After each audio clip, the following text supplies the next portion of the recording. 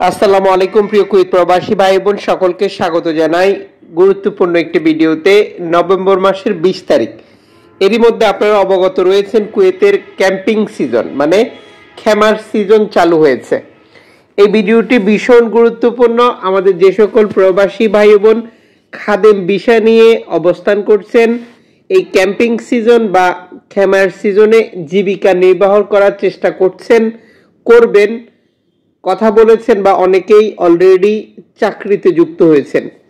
গুরুত্বপূর্ণ অবৈধ প্রবাসীদের জন্য কুয়েত স্বরাষ্ট্র মন্ত্রণালয়ের একজন ঊর্ধ্বতন কর্মকর্তা আরবি দৈনিক আল রায়কে যে তথ্যগুলো দিয়েছে তা আপনাদের সাথে আমি হুবহু শেয়ার করছি। আশা করি এই ইনফরমেশনগুলো আপনাদেরকে দারুণভাবে সহযোগিতা করবে। একইভাবে যুক্ত রয়েছে যারা পার্ট টাইম করার জন্য চেষ্টা করবেন এই সময়, বিশেষ করে ক্যাম্পিং সিজন বা খেমার সিজনে। এই ঊর্ধ্বতন কর্মকর্তা যে তথ্যটি দিয়েছে যা রীতিমতো তোলপাড় সৃষ্টি করেছে। দীর্ঘদিন থেকে কুয়েতে খেমার সিজন বা শীতকালীন মৌসুমে এই কাজটি চলছে, আর তিনি তুলে ধরেছেন এই শীতকালীন মৌসুম বা খেমার সিজনকে টার্গেট করেই রেকর্ড সংখ্যক প্রবাসী অবৈধ হয়ে যান। তিনি এটাও তুলে ধরেছেন যে এই প্রবাসীরা অবৈধ হওয়ার মূল কারণ হচ্ছে অতিরিক্ত টাকা ইনকাম। এই ব্যক্তি উল্লেখ করেছেন যেখানে একজন প্রবাসী বিভিন্ন স্পন্সর, বিভিন্ন কোম্পানি বা বিভিন্ন প্রতিষ্ঠানে কাজ করেন, এই খেমার সিজনকে টার্গেট করে আরও 3 গুণ 4 গুণ বেশি ইনকাম করার জন্যই মূলত সে অবৈধ হয়ে যায়। এটা হচ্ছে একটা পার্ট, মানে একজন বৈধ প্রবাসী অবৈধ হয়ে যায় বেশি টাকা ইনকাম করার জন্য।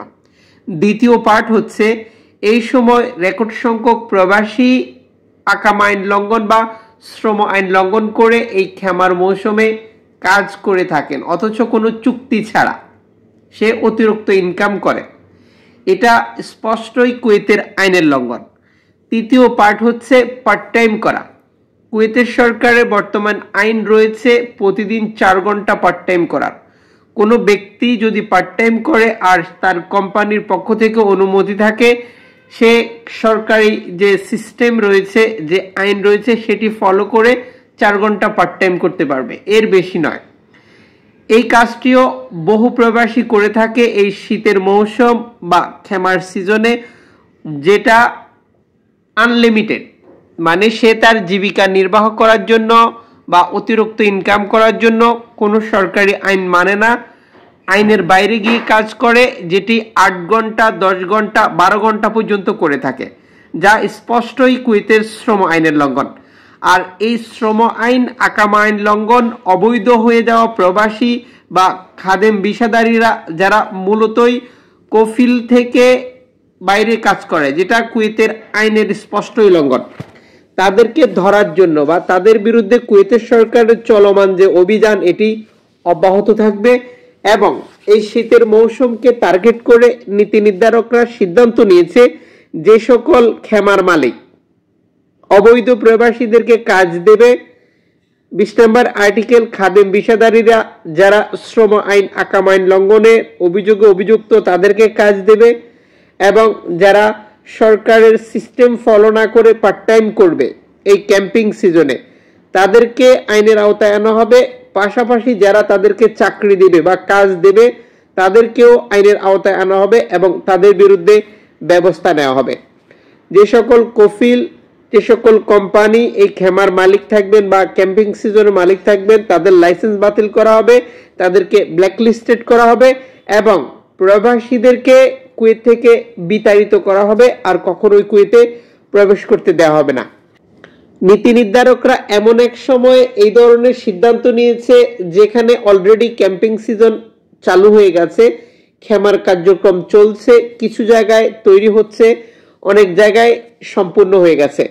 তাহলে বুঝতেই পারছেন যে নিরাপত্তা বাহিনীর কি পরিকল্পনা রয়েছে এই মৌসুমকে টার্গেট করে।